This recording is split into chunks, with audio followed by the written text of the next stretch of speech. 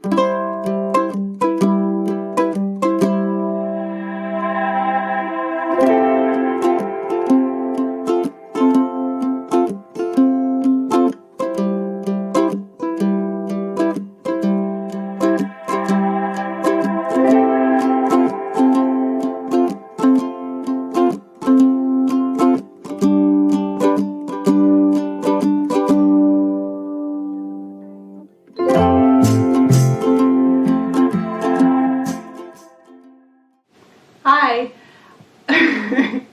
I'm so awkward. Hello. Welcome to my YouTube channel. I am today going to do a video blog, a vlog if you will, for part of my Newlywed Diaries, which is a feature I'm doing on my blog Storms and Silver Linings. So the whole purpose of this feature, the Newlywed Diaries, is that I want to talk about basically my experience getting ready for the wedding, what wedding planning was like, and I want to share also, of course, what these first few months of marriage have been like as newlyweds, because so far so good. 5 months, yeah, I think it's 5 months, 5 months in, 2 thumbs up. But because yeah, especially when I was getting ready to get married throughout the wedding planning season, I loved watching videos online, reading all the blogs, the listicles and everything. For me, wedding planning was super fun. I know not everybody feels that way, but it's definitely right up my alley. I'm an organizer, I'm a planner, so, sorry, I'm just gonna get comfortable. So for me, it was actually a lot of fun, and I loved watching these sorts of videos. So that's why I chose to do this particular blog post rather instead of writing. I chose to do it as this video.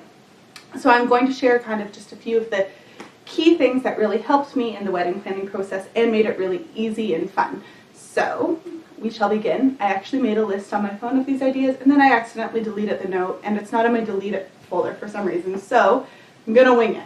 So bear with me because I'm probably gonna be a little bit scattered.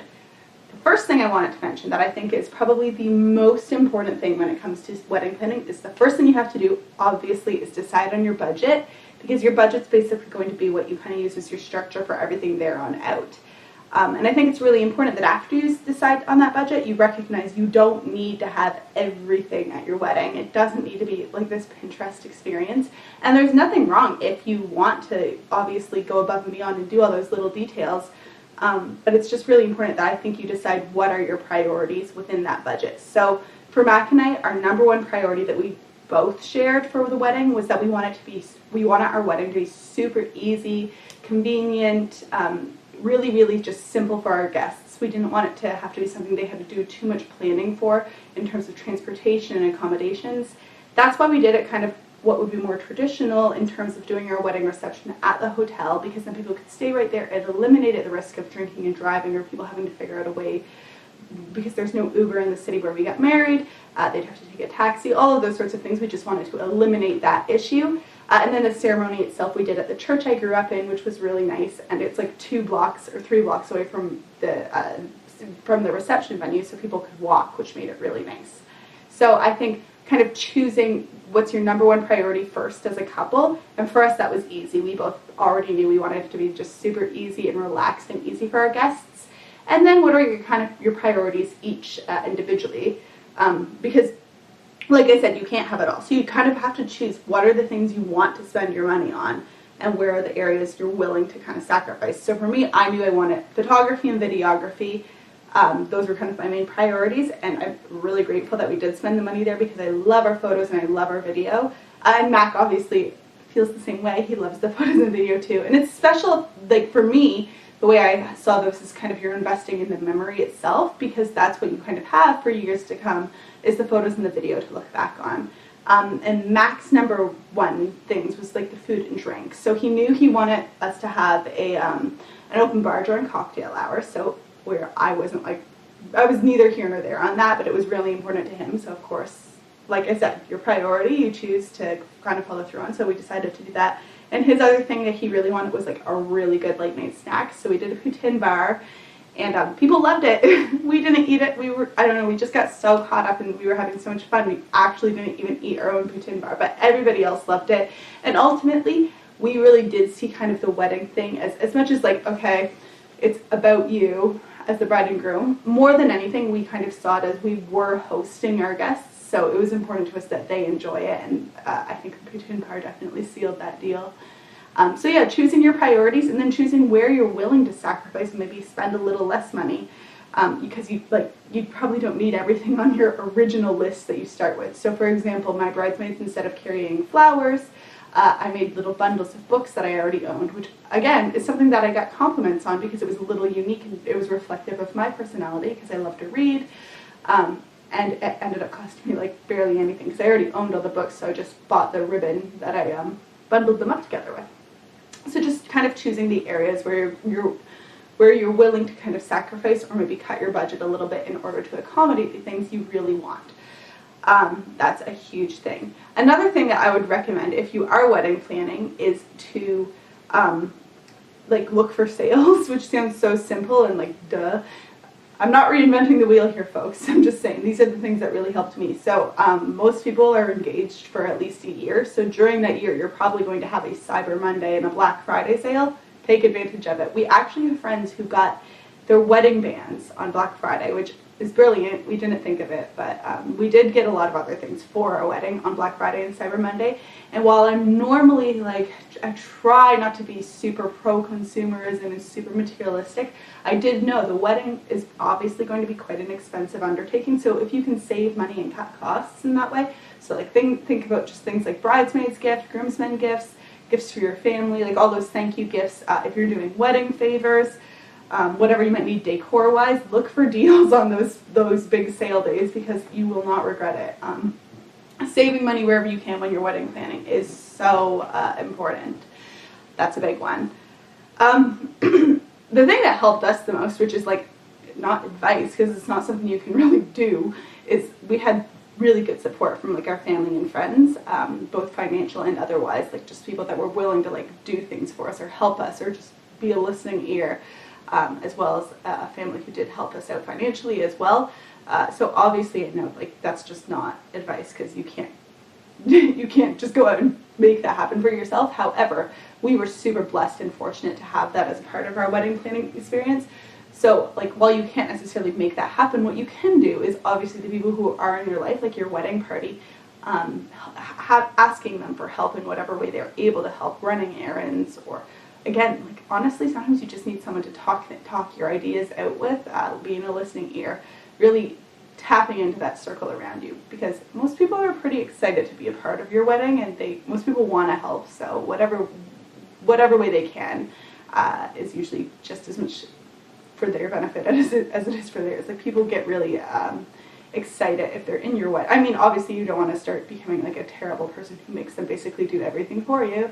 But most people really do enjoy helping out with like the little things here and there. So really tapping into your inner circle and appreciating the support they're willing to give you is a big thing. I'm trying to remember what else was on my list because I had a few good ones. Definitely Black Friday, Cyber Monday. Oh, one piece of advice that I wish, like this is like also again terrible advice. The only thing, like I loved wedding planning, like I said earlier, it was super fun for me and in no way stressful. Really, the only thing I think that kind of started to get under my skin towards the end was I started to just get frustrated by people that like, you'd be like talking to someone in a store even and you'd mention, oh, I'm getting married in 2 weeks or whatever. And like people, I don't know what it is, but like their go-to line is like, oh, are you stressed? And you're like, oh, no, I'm fine. They're like, oh, you wait. And you're like, thanks, I'm good. I don't know. I got really annoyed by people kind of preemptively assuming you're going to be stressed. That kind of stuff bothered me. And I really wish I had found a way to not let it get under my skin. I realized most people are pretty well-meaning. Nobody's trying to bug you. Like, nobody's that malicious that they're intentionally bugging you or annoying you. I think most people just say what they would have liked to hear themselves at that point in their life.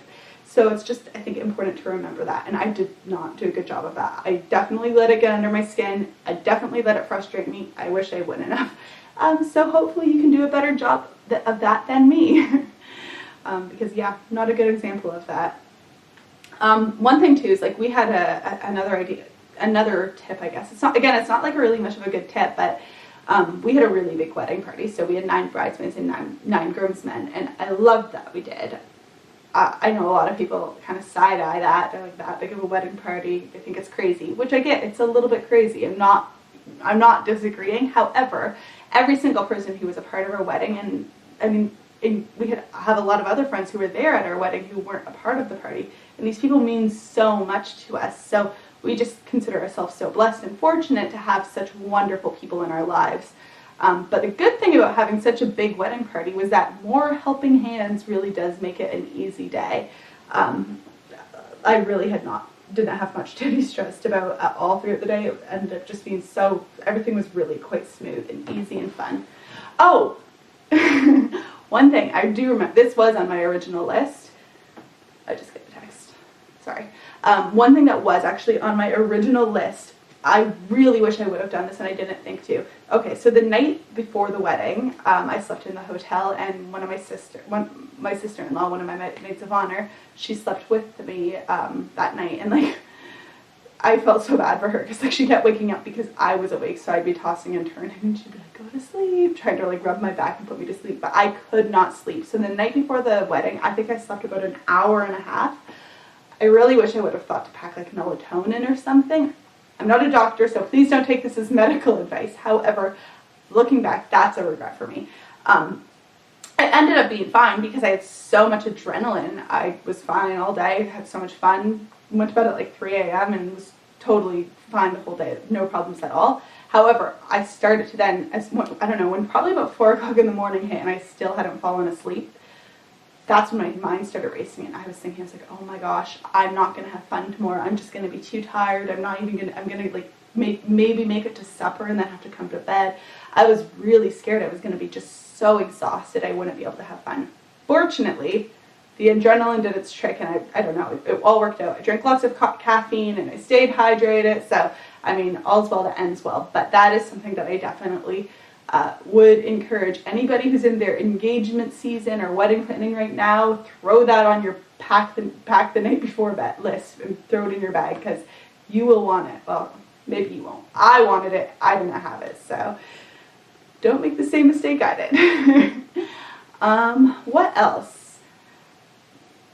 Don't be afraid to be frugal. Go for it. Nobody judges you for frugality. At least nobody worth your time. But I think like one thing that's really important is remembering that like your wedding really is kind of it's supposed to be a reflection of your love. And I think especially our generation, because we have so much more of our, like everything goes online, right? So you have your Instagram and your Facebook, etc. And I love that. I love social media. However, I do think it creates kind of like a little bit of a culture. And I mean, this is, again, like like this isn't news to anybody, but that culture that it does create is like, it creates a little bit of pressure where people feel as though they need to have that Pinterest perfect wedding. I don't know, I definitely like put effort into certain details that I really cared about.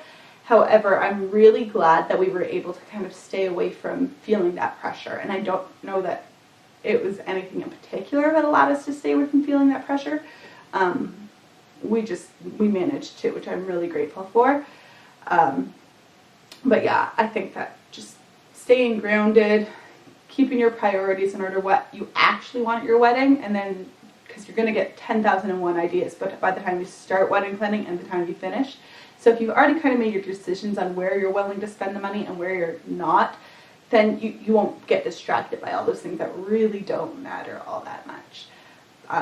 And again, like for me, I'm probably a terrible person to give wedding planning advice because it was just so much fun for me that like I enjoyed every step along the way. So I didn't have some of the typical issues where people feel really stressed or anxious about the whole process. Don't get me wrong, I had definitely towards the end, especially in that last month, I had stress in the last couple of nights beforehand. I definitely had a few moments of intense anxiety. A lot of my like anxiety about the wedding was more just coupled by the fact that my mom wasn't going to be there, and I was really, really annoyed by that. Like it was an interesting manifestation of my grief, because normally my grief, I think it's the only time that my grief has come out in the feeling of just being annoyed. Like I was very irritable, and it was all like I was just so annoyed that my mom wasn't there. And that's frustrating, obviously, because you want to be able to enjoy the moment. And I did. I had so much fun on the wedding day. I missed my mom so much. I cried a lot during the ceremony, which I didn't really realize until we watched the video afterwards. Mac and I were watching the video. I was like, oh my goodness, I was crying a lot. He's like, yeah, I noticed. I didn't because I was just so in the moment, but I definitely, my mom was very, very, very missed on the wedding day, not just by me, but by a lot of people, like my family and stuff. So she was still a part of the day in that sense. Her absence was very much felt, but like I liked that. I wanted to honor her absence as a part of the day.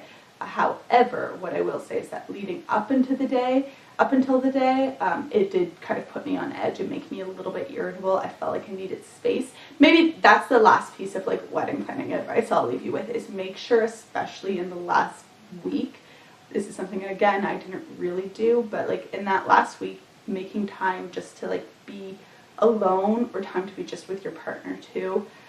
Because there's so much going on and you're going to be surrounded by all the people that are helping you out, and they're doing you so many favors by like helping you get ready.